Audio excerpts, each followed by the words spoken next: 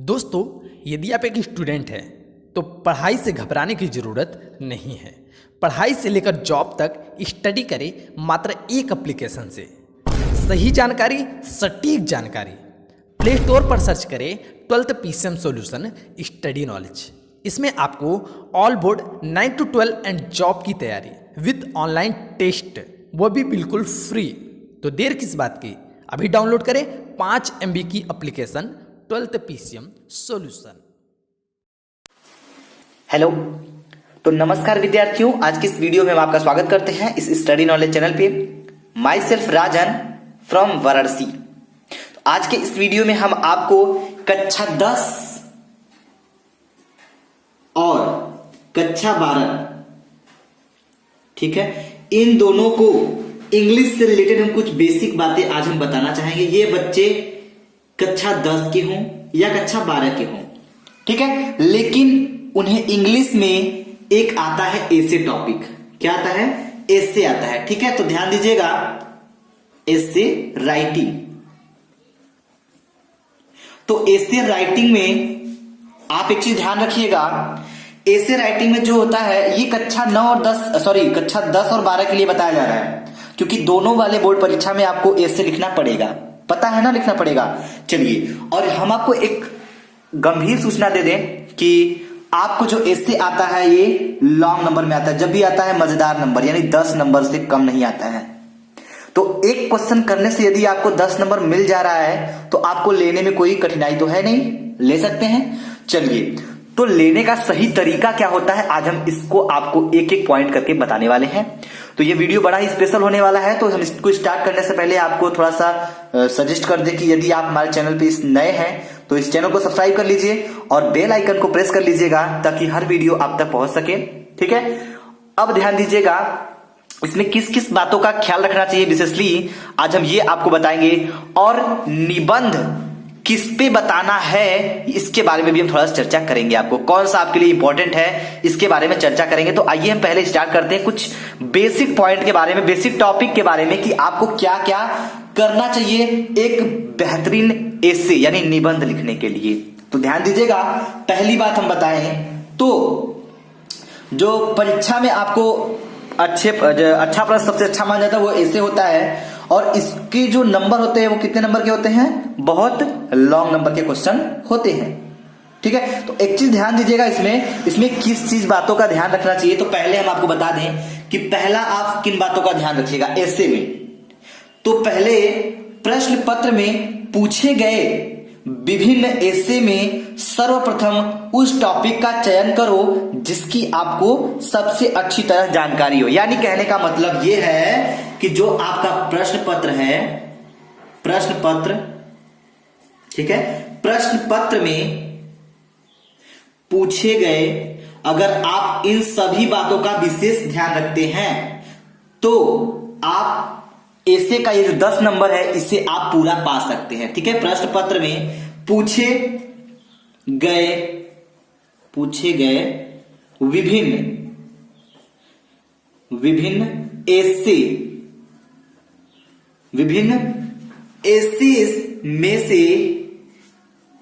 में से सर्वप्रथम यानी सबसे पहले, सर्वप्रथम आप क्या करेंगे? सर्वप्रथम उस टॉपिक का चयन करें जो आपको अच्छी तरह से तैयार हो, यानी अच्छी तरह से उसके बारे में जानकारी होनी चाहिए, ठीक है। तो सर्वप्रथम उस टॉपिक, तो ध्यान दीजिएगा, आपको ये सब बातें नोट करनी पड़ेगी। तो इसको कहीं नोट कर लीजिए क्योंकि आपको 10 नंबर दिलाने वाला है ये क्वेश्चन, ठीक है। तो उस टॉपिक को चयन कर लें, यानी सेलेक्ट कर लें, चयन करें, ठीक है, जिसकी आपको क्या हो, सबसे अच्छी तरह का मतलब क्या हुआ यहाँ पे, जिसके बारे में आप जानते हो, ठीक है, सबसे अच्छी तरह से, ठीक है, सबसे अच्छी तरह से जानकारी है। तो एक चीज आप यहां समझ सकते हैं, जैसे हम आपको बताएं तो जो ऐसे आपका होता है, वो जो पूछा जाता है, वो आपको 1 2 3 4 5 ऐसे करके आपको दिया होगा, विभिन्न तरह से दिया होगा, यानी 3 या 4 दिया होगा। आपको उसमें से केवल एक के ऊपर आपको ऐसे लिखना होगा। तो आप इन सभी में से आप उस टॉपिक को सिलेक्ट करेंगे या फिर उस ऐसे को सिलेक्ट करेंगे जो आपके लिए सुपर हिट होगा। कहने का मतलब जिसपे आपको कमांड होगा कि नहीं हम इसको बहुत अच्छे से लिख सकते हैं, तो उसको पहले आप सेलेक्ट करिएगा। ठीक है, चलिए भाई, पहला काम हो गया सिलेक्शन का कि आपको किस पे लिखना है। ठीक है, और आप सेलेक्ट वही करिएगा जिसको खुद पे भरोसा हो कि नहीं हम इसको अच्छा लिख सकते हैं। ठीक है, तो आप उस टॉपिक को सेलेक्ट कर लीजिएगा। ये पहला काम करना है आपको। दूसरा काम क्या करना है, आइए बड़े इंटरेस्ट के साथ समझेंगे। अगर आज इन सभी बातों को समझ लेते हैं तो हम इस बात की गारंटी देते हैं कि आप 10 नंबर के हकदार हो जाएंगे। अगर 10 नहीं तो 9 कहीं आपका गया नहीं है, अगर आप इस तरह से लिखते हैं जिस तरह हम आपको बताने की कोशिश कर रहे हैं। तो पहला टॉपिक की समझ में आ गया? आया? चलिए, अगर आपको समझ में आया तो फटाफट लाइक करते रहिएगा और जो चैनल पे नए हैं वो सब्सक्राइब करना ना भूलिएगा। ठीक है, चलिए इसी के साथ हम आगे बढ़ते हैं। तो दूसरा टॉपिक क्या है कि टॉपिक को सिलेक्ट करने के बाद, ठीक है, टॉपिक को सिलेक्ट करने के बाद आप उस टॉपिक के ऊपर एक रूपरेखा तैयार करेंगे ताकि आपको विषय वस्तु की समझ हो जाए। यानी मतलब रूपरेखा कहने का मतलब कि उसके बारे में थोड़ा सा टॉपिक तैयार करेंगे। जैसे क्या तैयार करेंगे, आइए थोड़ा सा समझा देते हैं हम आपको और बेसिक तरीके से। तो दूसरा टॉपिक आप लिखेंगे क्या, तो लिखेंगे टॉपिक का चयन करने के बाद, यानी जो टॉपिक आप सिलेक्ट कर लेते हैं उसके बाद क्या करना होगा, उस टॉपिक के ऊपर, ठीक है, इस टॉपिक के ऊपर एक क्या करना होगा, एक आउटलाइन तैयार करनी होगी। आउटलाइन जिसे हम कहते हैं क्या, रूपरेखा। आउटलाइन, ठीक है, इसे हम कहते हैं रूपरेखा। अब रूपरेखा क्या होता है जरा समझ लीजिएगा। यहां पे रूपरेखा तैयार कर लें। चलिए भाई तैयार कर लेते हैं। तो पहला काम क्या किए पहला काम हम इसमें से सिलेक्ट के लिए हमें लिखना किस पे है। अब जिसको सिलेक्ट किए उसके ऊपर रूपरेखा का मतलब क्या, जैसे उस पे आप पहला बना सकते हैं परिचय, ठीक है, और भी आप दूसरा हेडिंग बना सकते हैं, जैसे कोई भी है, पॉल्यूशन के बारे में बात करते हैं, जैसे एक ऐसे लेकर भी हम आपको समझाएंगे। ठीक है, जैसे मान लीजिए अगर हम पॉल्यूशन पे ले लिए हैं, पॉल्यूशन पे आ गए हैं, हम उसको सेलेक्ट कर लिए हैं, तो आप पहले एक रूपरेखा बनाएंगे, पॉल्यूशन होता क्या है। ठीक है, ये पहला रूपरेखा हो गया। दूसरा लिखेंगे टाइप्स ऑफ पॉल्यूशन, ठीक है, टाइप्स ऑफ पॉल्यूशन, ये हो जाएगा। फिर तीसरा हेडिंग हो जाएगा क्या हो जाएगा, एयर पॉल्यूशन। तो हेडिंग डाल के आप ऐसे लास्ट में कंक्लूजन। अगर यदि आप रूपरेखा इस तरह तैयार करते हैं ना, तो हम गारंटी देते हैं कि आप बहुत अच्छे नंबर पाने वाले हो। तो हम आपको कौन सा, कैसे और क्या करना होगा, ऐसे लेकर हम बताएंगे आपको, ये भी बताएंगे। ठीक है, तो चलिए इसके पहले हम आपको थोड़ा टॉपिक बताना चाहते हैं तो बता दें। तो पहला काम ये हुआ, दूसरा काम ये हुआ, तीसरा काम क्या करना है, इसको नोट नहीं कर सकते तो समझ सकते हैं, बस इसको समझिए आप कि हम कैसे लिखेंगे कि हमको पूरा नंबर। देखिए सब कोई चाहता है कि हमें इंग्लिश में अच्छा नंबर मिल जाए, हिंदी में अच्छा नंबर मिल जाए, हर सब्जेक्ट में वो चाहता है कि हमें अच्छा नंबर मिले। तो अच्छा नंबर तभी पाओगे जब अच्छा तरीका आजमाओगे, तब तो पाओगे ना। तो अच्छा तरीका यदि आप अपनाते हैं तो अच्छा नंबर पाने से आपको कोई रोक नहीं सकता है। चलिए आइए इसी के साथ हम तीसरे पॉइंट को समझते हैं कि तीसरे पॉइंट में हमें क्या करना होगा। तो इसके बाद टॉपिक से जुड़ा इंट्रोडक्शन यानी परिचय तैयार करेंगे, ठीक है, और प्रकार लिखें कि यह वस्तु के सार से जुड़ा हुआ जो टॉपिक है। जैसे अभी हमने आपको बताया ना, तीसरे पॉइंट में आप क्या करेंगे, जो टॉपिक है, ठीक है, इसके बाद क्या करना है आपको, इसके बाद, ठीक है, टॉपिक, इसके बाद टॉपिक से जुड़ा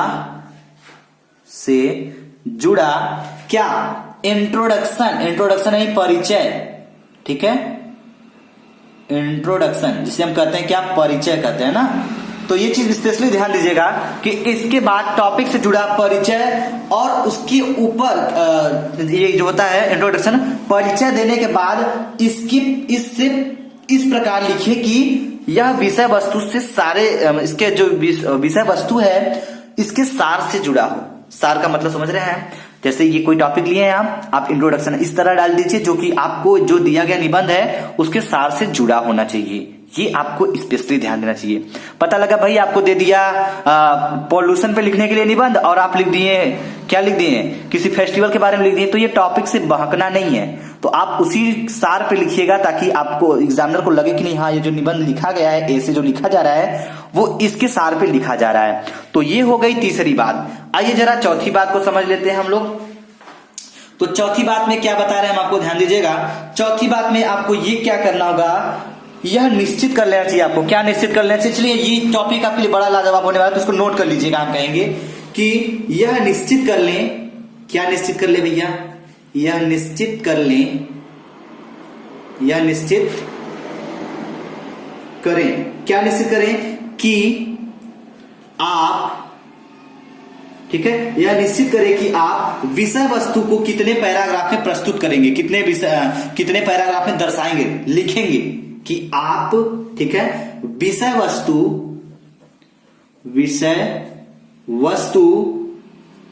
ठीक है, विषय वस्तु को कितने पैराग्राफ में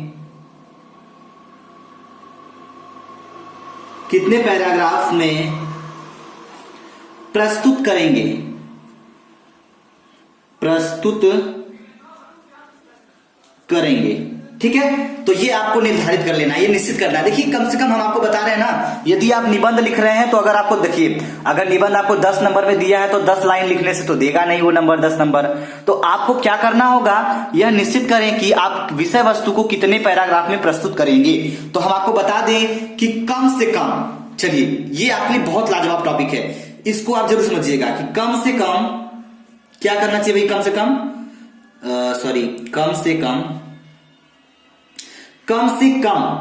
4 और 8, यानी कम से कम 4 पैराग्राफ होना चाहिए, कम से कम 4।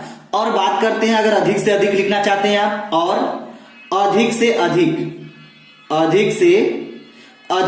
अगर कम से कम लिखते हैं तो आपको 4 पैराग्राफ लिखना होगा। यदि आप अधिक से अधिक लिखते हैं तो आपको 8 पैराग्राफ लिखना पड़ेगा। 8, ठीक है, 8 क्या करना पड़ेगा, कम से अधिकतम 8 बना देता है। तो ये आपका जो 8 लिखना पड़ेगा, तो लिख लीजिए लिखना चाहिए, ठीक है। चलिए भाई, तो ये बात हो गई आपकी। तो इसमें आप समझ में आया आपको क्या करना है कि जब आप लिखने जा रहे हैं तो आपको ये निश्चित कर लेना है कि आपको जो निबंध दिया गया है, जो मैटर दिया गया है, उसके ऊपर कितना पैराग्राफ लिखना है। तो आपको कम से कम 4 पैराग्राफ लिखना है। यदि आपको और ज्यादा उसके बारे में जानकारी है और लिखना चाहते हैं तो आप अधिक से अधिक 8 पैराग्राफ लिखें, ठीक है। अगर आप 8 पैराग्राफ लिखते हैं तो ये देखिए एक बात बताते हैं आपको, जब भी निबंध करना होता है तो कुछ बच्चे निबंध को लास्ट में करते हैं और कुछ बच्चे निबंध को पहले करते हैं। पहले करने वाले वो करते हैं, सोचते हैं पहले बड़ा नंबर है पहले उसको कर लेते हैं उसके बाद इसको करते हैं। तो करना आपको है, अगर आपके पास टाइम की मैनेजमेंट हो जाती है तो आप इसे लास्ट में करिए या शुरू में करिए, ये मायने नहीं रखता है, ठीक है। आपको करना तो है ही, तो इस नंबर को छोड़ना नहीं है, बिल्कुल करना है। तो आप अच्छे से सोच समझ के, अगर आपको लगता है कि हमें लास्ट में करना चाहिए, और कुछ निबंध ऐसे होते हैं जो सोच कर बच्चे लिखते हैं तो इसको लास्ट में ही रख सकते हैं। और लास्ट में रखने से पहले आपको पहले के क्वेश्चन को अच्छे टाइमिंग के साथ एकदम कर लेना पड़ेगा, ठीक है। आइए इसी के बाद हम थोड़ा सा चर्चा करेंगे 5वें टॉपिक पे कि 5वीं बात ऐसी क्या है जो आपको समझना जरूरी है, ठीक है भाई। चलिए ध्यान दीजिएगा। तो लिखना शुरू करते समय आपको क्या सावधानी रखनी, जरा इसके बारे में बात कर लेते हैं। तो जब लिखना प्रारंभ करते हैं आप, तो आपको सावधानी बरतनी ये जरूरी है कि आप विषय वस्तु के प्रवाह से भटके नहीं। यानी ये कहने का मतलब, भटकने का मतलब ये है कि यदि आप जिस मैटर पे निबंध को लिख रहे हैं, जिस एसे को लिख रहे हैं, क्या करें, उसके टॉपिक से, या फिर कह सकते हैं आप क्या, उसके विषय वस्तु जिसके बारे में बोला जा रहा है उसके प्रवाह से भटके नहीं। आप उस पे लिख रहे हैं तो आप उसी पे लिखिए। ये नहीं कि आप लिखते लिखते भाई समझ में नहीं आ रहा है तो क्या करें, लाइन छोड़ दिए, मेरा 4 पैराग्राफ पूरा नहीं हुआ है, 2 पैराग्राफ में वो लिख दिए और दूसरे पैराग्राफ में चले भैया होली का ऐसे लिख, होली का उठा के लिख दिए, तो ऐसा नहीं होता है। तो आप अपने विषय वस्तु के अनुसार से भटकना नहीं है, ठीक है। चलिए भाई, उम्मीद करेंगे कि आपको ये 5 समझ में आई। चलिए छोटी सी बात और हम आपको बता देते हैं। आपको 6वीं बात आपको क्या ख्याल रखना है। 6वीं बात में आपको ख्याल रखना है कि क्या ख्याल रखना है भाई, ठीक है। तो यहां एक चीज बात ध्यान लीजिएगा, 6वां बात इसको नोट कर लीजिएगा। तो 6वें में आपको क्या करना है, ऐसे में क्या करना है भाई, स्पष्ट और क्या करना है, सरल शब्दों का, यानी सरल और ठीक है, सरल और स्पष्ट शब्दों का प्रयोग करें। स्पष्ट शब्दों का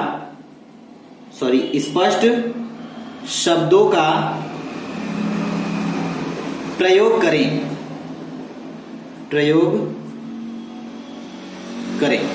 ठीक है। तो ये 6वीं बात आपको ध्यान रखनी है। क्यों भाई, देखिए जब आप सरल और स्पष्ट शब्दों का प्रयोग करेंगे तो ये आपके लिए तो सुपर हिट, लेकिन आपके एग्जामिनर के लिए सुपर से भी ऊपर। तो बात समझ रहे हैं, अगर आप सिंपल और स्पष्ट शब्दों का प्रयोग करते हैं तो आप तो समझेंगे ही, साथ ही साथ जो एग्जामिनर होगा उसको समझना बड़ा आसानी होगा, क्योंकि भाई वो हमेशा स्पष्ट और सरल वर्ड को अच्छे समझ जाएगा। कठिन लिखेंगे फिलहाल समझेगा, लेकिन अगर बाय द वे आपको आ रहा है या उनको नहीं आ रहा है, देखिए अक्सर होता है कि हर चीज हर इंसान को नहीं आता है, तो हो सकता है आपको कुछ ऐसी चीज पता हो जो उनको ना पता हो, तो आप सरल वर्डों का प्रयोग करेंगे तो आपके लिए बहुत ही अच्छा होगा, ठीक है। तो अगर आप अच्छा लिखते हैं, समझ में आता है उनको, तो वो आपको पूरा नंबर देंगे। तो ये रहा आपका 6वीं बात को ख्याल रखने का।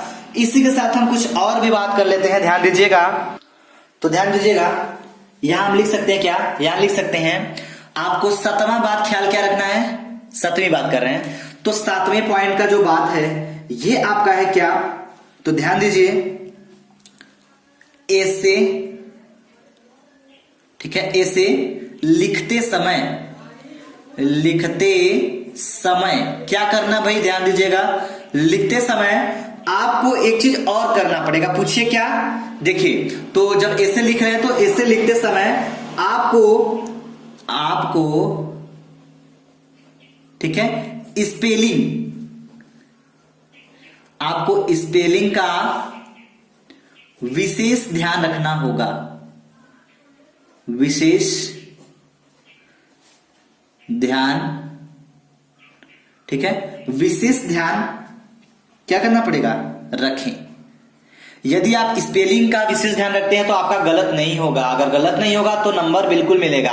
तो ये चीज आप अच्छे, ये नहीं कि आप लिखते चले जा रहे हैं भाई, स्पेलिंग आपकी मिस्टेक होती जा रही है, तो अगर एक बार पकड़े गए स्पेलिंग मिस्टेक में तो क्या होगा, आपका पूरा गलत कर दिया जाएगा। तो स्पेलिंग को विशेष ध्यान रखिएगा ये चीज, क्योंकि भाई इंग्लिश का दे रहे हो पेपर, इंग्लिश में अगर इंग्लिश की स्पेलिंग गलत होगी तो क्या मतलब निकलेगा, कोई मतलब नहीं निकलेगा। तो ये आपको इंग्लिश की स्पेलिंग अच्छी होनी चाहिए, ठीक है। अब लास्ट बातें कर लेते हैं आपके लिए जो कि बहुत ही लाभदायक है, इसको ध्यान दीजिएगा। तो 8वें नंबर की जो बात है, आपको सारा निबंध लिखने के बाद क्या करना होगा भाई, निबंध लिखने के बाद उसको अपनी तरह से पूरा एक बार दोहरा लेना। छोटी बड़ी गलतियों को सुधारने का क्या होता है, मौका मिलता है तो मददगार होता है। तो ध्यान दीजिएगा, यहाँ पे आप इसको नोट कर लीजिए। तो आप लिख सकते हैं कि अपनी रचना को, ठीक है, अपनी रचना को क्या कर ले भाई, अपनी रचना को पूरा करने के बाद, यानी लिखने के बाद, तो ध्यान दीजिएगा, पूरा करने के बाद, पूरा करने के बाद क्या करेंगे आप, पूरा करने के बाद उसे एक बार दोहरा लेना, ठीक है। तो यहां लिख सकते हैं उसे एक बार दोहरा लें, ठीक है। इसके बाद क्या करें, दोहराने के बाद अगर आपको कोई छोटी मोटी गलतियां मिलती हैं तो आप उसको सुधार सकते हैं। तो यहां लिख सकते हैं दोहरा लें, ठीक है, और छोटी बड़ी गलतियों को, और छोटी बड़ी गलतियों को, बड़ी गलती क्या कर सकते हैं, गलतियों को सुधार सकते हैं, गलतियों को सुधार लें। ठीक है, तो इतना यदि आप करते हैं तो आप 10 नंबर के हकदार हो जाएंगे और 10 नंबर आपको पाने से कोई रोक नहीं सकता है। आइए इसी के साथ हम एक निबंध के बारे में चर्चा करते हैं कि आपको कैसे लिखना होगा। तो चलिए, जैसे अगर हम बात करें, एक हमने ले लिया पॉल्यूशन पे, ध्यान दीजिएगा, हम ले रहे हैं ऐसे ही आपको बहुत सारे टॉपिक पे ऐसे आपको तैयार करा देंगे ताकि ये आप अपनी तैयारी को और बरकरार रख सकें। ठीक है, यदि आपको ऐसा वीडियो चाहिए तो प्लीज हमें कमेंट बॉक्स में कमेंट करते रहिएगा। ठीक है, और हाँ, रही बात एक जरूरी बात, तो आपको हम ये बताना चाहेंगे, अभी हम स्टार्ट करने वाले बड़ा इंपॉर्टेंट टॉपिक, तो उसके जाने से पहले थोड़ा सा हम आपसे चर्चा कर दें। यदि आप अभी तक हमारे राजन क्लासेस चैनल को सब्सक्राइब नहीं किए हैं तो उसे सब्सक्राइब कर लीजिए और बेल आइकन को प्रेस कर लीजिए ताकि उसमें आने वाली न्यू वीडियो आपको मिलती रहे। ठीक है, उस पे भी फिजिक्स, केमिस्ट्री और भी सब्जेक्ट की स्पेशली तैयारी कराई जा रही है। तो प्लीज चलिए, अब हम ज्यादा देर नहीं करते हैं, इसको थोड़ा समझ लेते हैं। ठीक है, चलिए तो ध्यान दीजिएगा, हम बात कर लेते हैं एक निबंध को लेकर पॉल्यूशन पे। ठीक है, पॉल्यूशन, चलिए भैया पॉल्यूशन ले लिए। चलिए, हमको 4-5 टॉपिक दिया था, हम कोई पॉल्यूशन टॉपिक को सेलेक्ट कर लिए। अब भैया हमको करना क्या है, जितनी बातें हमने आपको बताया है उतनी बातें आपको लिखनी पड़ेगी, ये बात समझिएगा। ठीक है ना, चलिए, तो हम पहली बात आपको बताए थे कि प्रश्न पत्र में पूछे गए विभिन्न ऐसे में से सर्वप्रथम आप उस टॉपिक का चयन करेंगे जो आपको अच्छे से जानकारी हो। चलिए भाई, अब पॉल्यूशन के बारे में तो काफी लोगों को बहुत अच्छे से जानकारी होगी, तो हम पॉल्यूशन नामक क्या है ऐसे को सिलेक्ट कर लीजिए। मेरा पहला काम क्लियर हो गया। अब दूसरा बात हमने बताया था आपको कि जो टॉपिक है उसके ऊपर रूपरेखा तैयार करना है। रूपरेखा का मतलब, चलिए तो यहां आप लिख सकते हैं, तो ध्यान दीजिएगा, ये रूपरेखा की बात करना है। रूपरेखा, रूपरेखा क्या बना सकते हैं, पहले आप लिखेंगे परिचय। चलिए भैया, सॉरी, परिचय कि पॉल्यूशन होता क्या है, पॉल्यूशन क्या है, पहले ये लिखना है। उसके बाद आप दूसरा बनाएंगे, क्या बनाएंगे, क्या है, परिचय हो गया, फिर टाइप्स ऑफ पॉल्यूशन। ठीक है, यहां पे देखिए हिंदी और इंग्लिश दोनों में हम बताना चाहेंगे आपको, तो यहां पे लिख सकते हैं इंट्रोडक्शन, इंट्रोडक्शन। ठीक है, और यहां पे बात करें इंट्रोडक्शन के बाद आपका क्या आ जाएगा प्रदूषण के प्रकार। तो ध्यान दीजिए, प्रदूषण के प्रकार। देखिए यहां पे बहुत सारे बच्चे ऐसे हैं जिनको समझ में नहीं आ रहा होगा, इंग्लिश में ना समझ में आए तो हिंदी में देख ले, हिंदी में समझ में आते इंग्लिश में, तो इसको आप लिख सकते हैं क्या, टाइप्स ऑफ पॉल्यूशन। ठीक है, टाइप्स ऑफ पॉल्यूशन, एक टॉपिक, 2 टॉपिक, अब उसके बाद जगह नहीं आ गए, तीसरा टॉपिक यहां देख लेते हैं भाई। चलिए, तो यहां लिख सकते हैं वायु प्रदूषण, वायु प्रदूषण। ठीक है, वायु प्रदूषण आप लिखेंगे क्या, एयर पॉल्यूशन, एयर पॉल्यूशन। ठीक है, अब दूसरा, सॉरी, एयर पॉल्यूशन। ठीक है, अब दूसरा बात करें तो आप लिख सकते हैं क्या, जल प्रदूषण। ठीक है, जल प्रदूषण, और इसको इंग्लिश में क्या लिख सकते हैं, इसको लिख सकते हैं वाटर पॉल्यूशन। ठीक है, वाटर पॉल्यूशन। ठीक है, अब तीसरा पॉइंट आप लिख सकते हैं क्या, थल प्रदूषण या फिर भूमि प्रदूषण। ठीक है, प्रदूषण।